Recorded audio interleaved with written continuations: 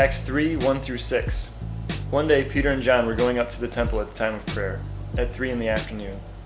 Now a man who was lame from birth was being carried to the temple gate called Beautiful, where he was put every day to beg from those going into the temple courts. When he saw Peter and John about to enter, he asked them for money. Peter looked straight at him, as did John. Then Peter said, "Look at us." So the man gave him his attention, expecting to get something from them. Then Peter said, "Silver or gold I do not have, but what I have I give you. In the name of Jesus Christ of Nazareth, walk." So when I was a kid, and really that's not true, because still, my favorite superhero was Superman.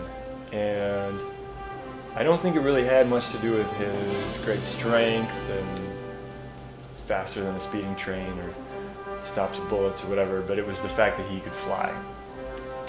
All my life, as long as I can remember, I have wanted to fly, and that just seems really fun. When I was a kid, I grew up going to church all the time, and we grew up Baptist, and good Baptists apparently go to church on Sunday morning, Sunday night, and Wednesday night. And for me, my understanding of church growing up was kind of like work. It was like as a kid's understanding of work. Like work was something that my dad did, but it only happened when he was at this place. And so work was like this place, but it was also something he did. And it was those two they were tied together. You didn't do work outside of when you weren't at work. And so church was kind of the same thing. Church was like this place that you would go, but it was also somehow something that happened when you were there, and that was kind of it. It was like I really didn't understand that following Christ or being a Christian or being a part of the church had anything to do with anything outside of that building in that time on Sunday morning or Sunday night or Wednesday night.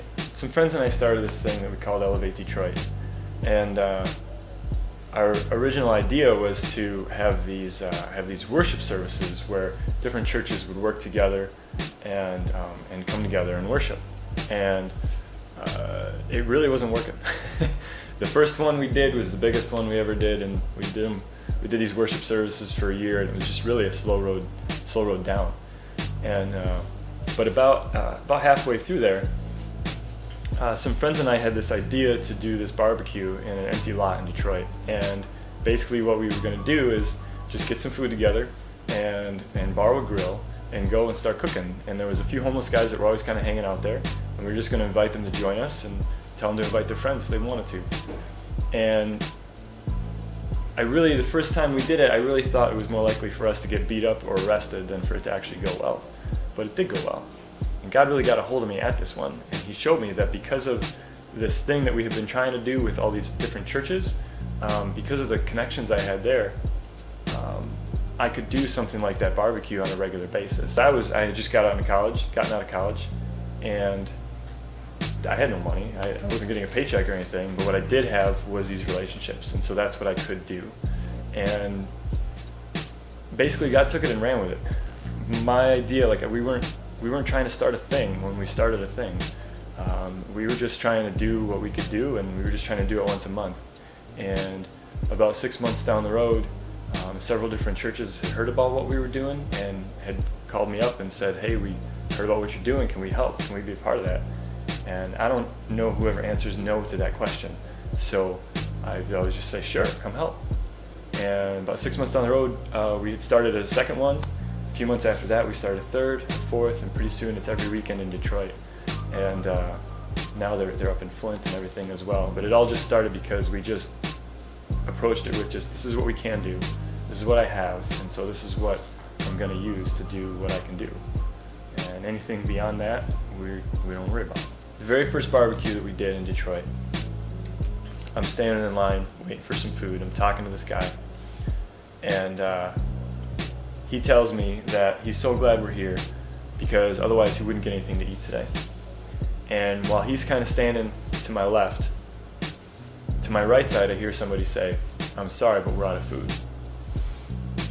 Now, in that moment, I was looking at this guy, I was looking him in the eye, but all I could see was my freezer at home. Because, see, some friends and I had done some barbecues in a park where we lived, and we had all kinds of extra food. We had done one, we were going to do another. We had all kinds of extra food. And so I had taken it all home and stuck it in the freezer, saving it for the next time. And so all I could see in my mind's eye was this freezer that was full of hamburgers, hot dogs, buns, potato salad, all of the same stuff that we were serving here in Detroit to homeless. I had stored away frozen in my freezer at home. And I knew that day that the reason that guy wasn't going to eat today, it wasn't because of any mistakes he'd made or bad luck he'd had. It wasn't because some fat rich guy didn't write a bigger check to some charities, and it wasn't because some government programs. It was because I didn't bring the food to share that I could have. He didn't eat that day because of me. And I made a decision then that that wasn't going to happen again. And that I was going to start just sharing what I had to share with whomever I had to share it with. My name is Mike Schmidt, and I am Mission.